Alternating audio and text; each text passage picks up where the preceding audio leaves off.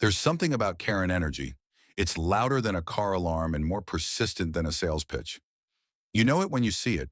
The crossed arms, the thin-lipped smile, the need to enforce made-up rules on people who never asked for her opinion. But this time, Karen picked the wrong battle. Because when she told us, two federal agents, that we couldn't park there, she had no idea she was talking to U.S. Marshals on official assignment. A routine stakeout, supposedly. It was a quiet Thursday afternoon when my partner Max and I rolled into a neatly trimmed suburban neighborhood, following up on a lead involving a fugitive's associate. We were assigned to monitor a house from a neutral vantage point. Per department protocols, we chose a legal street spot 2 houses down and stayed in our black government-issued SUV. No lights, no sirens. Just two plainclothes marshals with valid plates, tinted windows, and years of experience blending in. Within 15 minutes, the storm approached. Not a weather front, a Karen. The confrontation.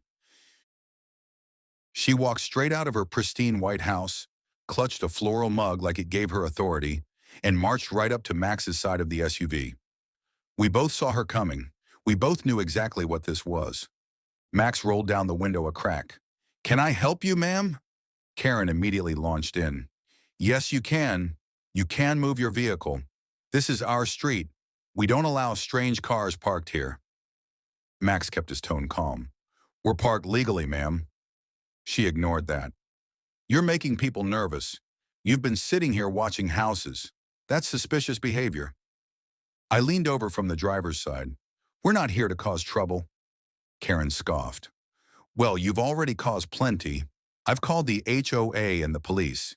You have 5 minutes to leave, or you'll be reported for loitering." Max and I exchanged a glance. She clearly had no idea who she was talking to. "Ma'am," Max said firmly, "we're federal law enforcement. U.S. Marshals."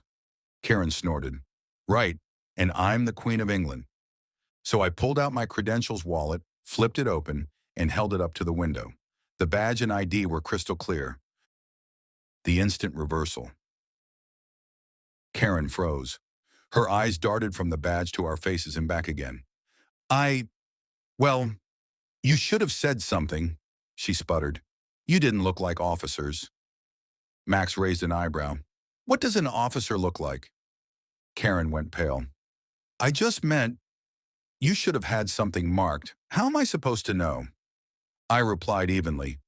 "That's the point, ma'am. We don't advertise who we are while we're working. We're conducting a legal operation, and your interference could compromise a federal case." Karen opened her mouth, then closed it again. She mumbled something about just trying to keep the neighborhood safe and scurried back toward her porch like a cartoon character. Unexpected company. 10 minutes later, a black and white patrol car rolled up.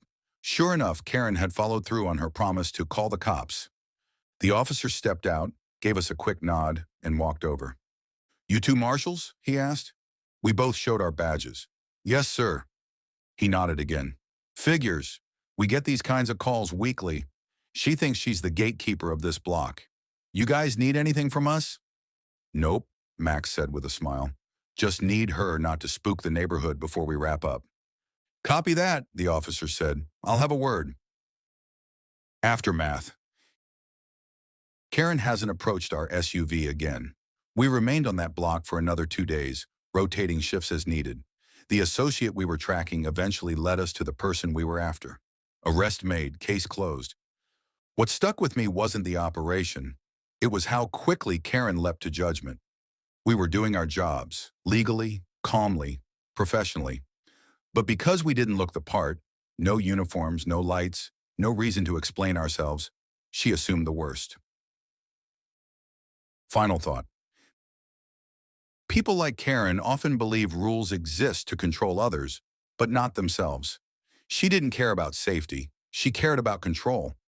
What she didn't realize is that real authority doesn't shout.